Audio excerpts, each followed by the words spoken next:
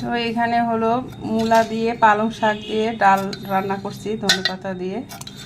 এই যে আজকে এটা আমরা নতুন, মানে শীত কেবল আগমন করতেছে আর আমরা এরকম খাবার আজকে প্রথম খাচ্ছি। মূলা দিয়ে মাংস আরো মজা করতে, বুঝছো? তা তো করবেই। আর এই জিনিসটা দেখুন, Oh my God! এটা হলো খুবই স্পেশাল, অল্প করে বানাইছি, এত সুন্দর এখানে গন্ধ উঠছে আপনার তো পাচ্ছেন না। কি বলেন তো, বলতে পারবো এটা কি? আমি একটু ধনে পাতা গন্ধ আসছে মনে হচ্ছে। এটা ধনিয়া পাতারই ভর্তা, কিন্তু একটা শুকনা মরিচের স্মেল ছিল। ধনে পাতার ভর্তা। তো এটা হলো ওই রকম ভর্তা না, এখানে পেঁয়াজ, শুকনা মরিচ পুরার গন্ধ পাইছিলাম, রসুন, তো শুকনো তেল সবকিছু দিয়ে এই ভর্তাটা করছি। চটপটা বাবা, তো মানে এই ভর্তাটা দিয়ে মানে জমে যাবে, জমে ক্ষীর, গরম গরম ভাত আর মানে ইয়ে ফলে আর কিছু লাগবে না। আর ভাত তো আছে। তো এগুলো আমাদের বাঙালি খাবার, তো এগুলো থাকবেই, বাঙালি মানে এগুলো খাবার খাই আমরা। ঠিক আছে, হ্যালো এভরিওয়ান, আসসালামু আলাইকুম। তো সংসার আসলে কাকে বলে সেটা এখন আপনার শুরুতেই আপনাদেরকে বলি। সংসার মানে মনে হয় এটাই যে নাস্তা খাবো সন্ধ্যার, সব কিছু রেডি করছি, হঠাৎ না, বর তো আসবেই, তো চলে আসছে, তো মাছ নিয়ে আসছে। তো এই মাছ ভাবলাম কি যে মোটামুটি একটু তুলে ফ্রিজে রাখে দিব, কিন্তু করতে গিয়ে ও মাছ বললো যে বাসে নিয়ে আসছি, কিন্তু বাসে কি নিয়ে আসছে খুলতে গিয়ে এত একটা গন্ধ নাকে লাগলো। আর দেখলাম যে হলো ভুঁড়িগুলো পেট থেকে আসলে তারা বের করে ভালোভাবে দেয়নি, সেই জন্যই গন্ধটা হয়েছে, কারণ দূর থেকে নিয়ে আসছে। তো ওগুলো এতক্ষণ ধরে করতে করতে আমার নাস্তা পুরো ঠান্ডা হয়ে গেছে। এখন বর খাইতে দিছিলাম, ওর খাওয়া হয়ে গেছে, তো বলতেছে চা করো। তো এখন এই যে চা করতে বসে গেছি, না করতেছি আর কি। তো এইটাই হলো সংসার। সংসারে বউদের এই ধরনের কর্তব্য দায়িত্বগুলো করতে হয়, মানে নিজেরটা বাদ দিয়ে। কোনটা নষ্ট হয়ে যাচ্ছে, কোনটা কি হচ্ছে, এগুলো খেয়াল না করলে সংসারে অনেক কিছুই নষ্ট হয়ে যায়। আমার মনে হয় আমার শুধু না, এটা অনেকেরই হয়, বিশেষ করে যারা একা সবকিছু দেখেন, একাই বাসার সবকিছু ইয়ে করেন, তাদের মনে হয় এরকমই হয় কিনা অবশ্যই জানাবেন। তো মানে এরকম আর কি অবস্থা, এরকম অবস্থা অনেক সময় হয়, শেয়ার করা হয় না। তো এখন মানে ব্লগটা ভাবলাম যে শুরু করি, ব্লগ শুরু করা হয়নি। তো আসলে ব্লগ শুরু করার এনার্জি কাজ করে না, ইদানিং আপনাদের যে ভাইয়া আছে সে হলো ব্লগ তো করেই না। আমি বলি যে ব্লগ করো, ও ব্লগ করতেই চায় না। তো আমি আর কি যতটুকু পারি সংসারে যা কাজকর্ম সেগুলো আপনাদের সঙ্গে শেয়ার করতেছি। আর চা মানে তো আমাদের আদা দিয়ে চা চড়া দিচ্ছি, চড়াই দিছি অলরেডি, ফুটতেছে, এখন চাটা হয়ে যাবে।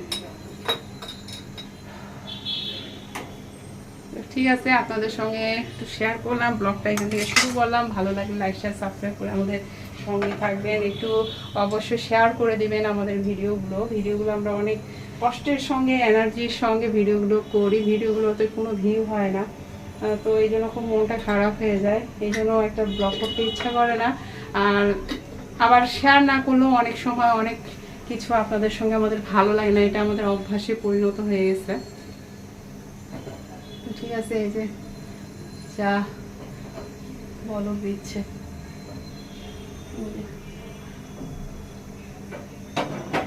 আর না, এই শীতের দিনে কি হয়েছে, আলোগুলা পুরোপুরি লাগতেছে না, মুখগুলো করে কালো কালো লাগতেছে। শীতের দিনে লাইট জ্বালালে মনে হয় কি চারদিকে অন্ধকার অন্ধকার, আর যখন খুব গরম পড়ে তখন একটু লাইট জ্বালালেই মনে হয় যে আল্লাহ কি রকম একটা তাপ, কোথায় চলে আসছি, এরকম একটা লাগে। তো ঠিক আছে, এবার চাটা হয়ে গেছে, চাটা ঢেলে দেই আর কি আপনাদের ভাইয়াকে। তো এই দেখুন বন্ধুরা, এখানে জলপাই নিয়ে আসছে, এই শীতে হলো প্রথমবার আমরা এখন জলপাই খাবো। তো জলপাই নিয়ে আসতে বলছি ডাল দিয়ে খাওয়ার জন্য। আচার তো বানানো যায়, কিন্তু দেখি আচার বানালে আবার ঝামেলা লাগে, আবার আচারের মধ্যে এত বেশি তেল মশলা দিতে হয়, ওগুলো খাইলে আবার শরীরের জন্য ক্ষতি হয়। তো দেখি আজকে এখন এটা হলো দুটা নিয়ে যাচ্ছি, এখন এটা মাছের তরকারি রান্না করতেছি, সেখানে দিব। তো চলুন কীভাবে দিচ্ছি দেখাচ্ছি।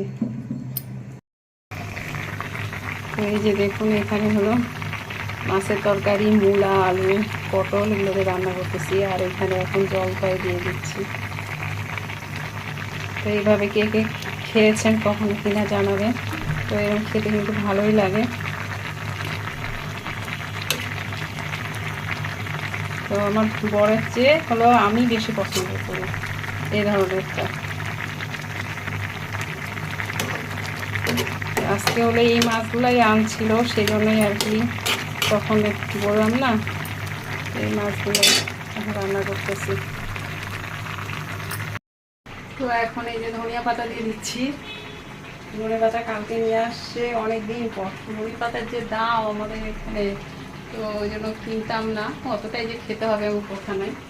তো এখন ধনে পাতা নিয়ে আসাতে সকাল সন্ধ্যায় শুধু ধনে পাতার ভর্তা, ধনে পাতা দিয়ে একটা স্পেশাল ভর্তা করে খাচ্ছি, সেটা আপনাদেরকে দেখাবো কীভাবে খাচ্ছি। আর এখানে দিয়ে দিলাম, তো এই যে এখানে দিয়ে দিলাম, আর এই তো এখানে জলপাই দিলাম, জলপাই দিয়ে যে রান্না করতেছি, জলপাই দিয়ে এরকম তরকারি শীতে বেশ লাগে।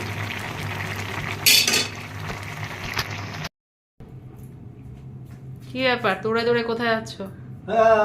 ডিম আনা হয়নি, তুমি তো বললা ভুলে গেছো।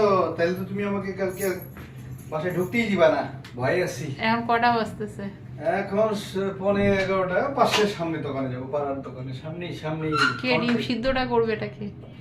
আমি মি কথা থাকে জানো ঠিক। দেখা যাবে কি আছে করে নাই। ডিম কখন থেকে আনতে বলছি, এখন বাজতেছে 9:30। হচ্ছে বাংলাদেশ আফগানিস্তান বাংলাদেশ হারতেছে, ভুয়া ডিম যা হারবে, সিরিজ হারবে। ওই করো তুমি। তো এখন মনে হলো যে একটু ফ্রি হইলাম, এখন যাচ্ছি।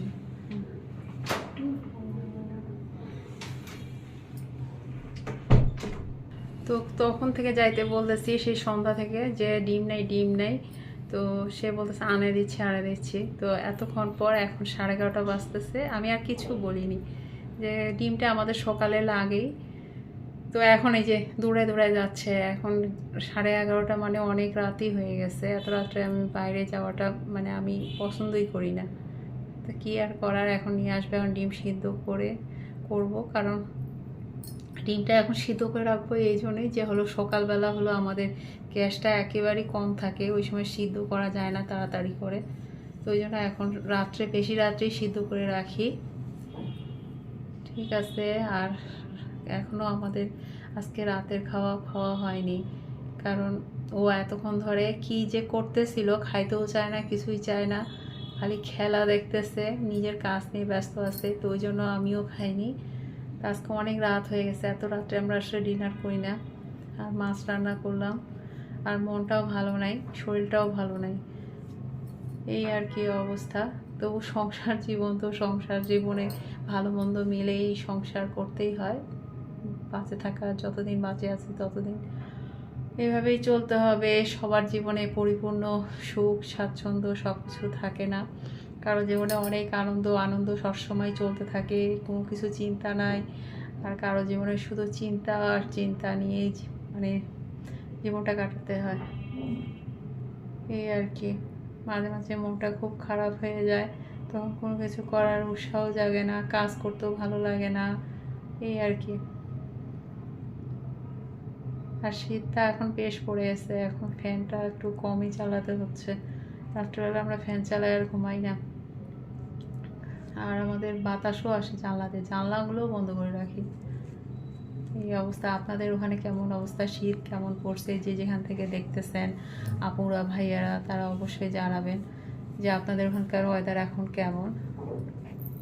ঠিক আছে, পরে আবার আপনাদের সঙ্গে শেয়ার করতেছি।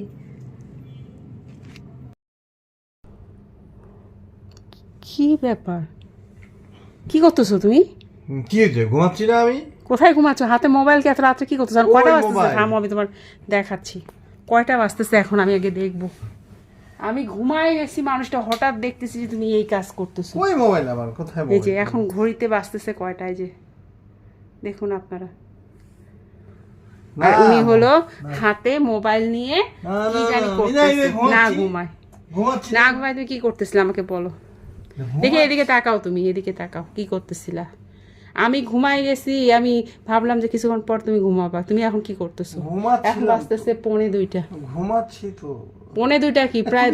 লাইট দিলা কেন আমার? না আমি বুঝতেছি না তুমি কি করতেছো। আমার ঘুম ধরতেছে, তুই লাইট অফ করা। হ্যাঁ ঘুম ধরতেছে, তোমার আমি কিছু বুঝতেছি না কিন্তু। কই মোবাইল, কই কই আরে দেখলাম আমি মোবাইল, কোথায় মোবাইল?